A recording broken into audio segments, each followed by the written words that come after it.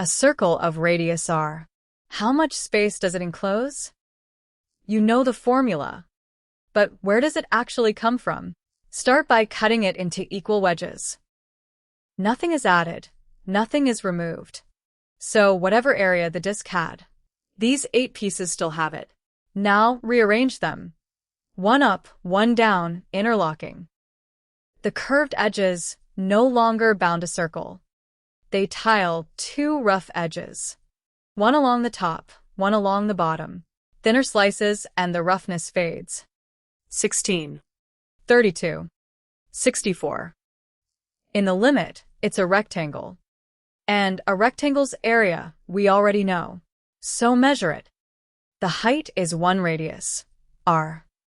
The base is made of arcs, but only half of them went up top. Half the circumference. 2 pi r halved is pi r, base times height. Pi r times r. Pi r squared. Not a formula to memorize.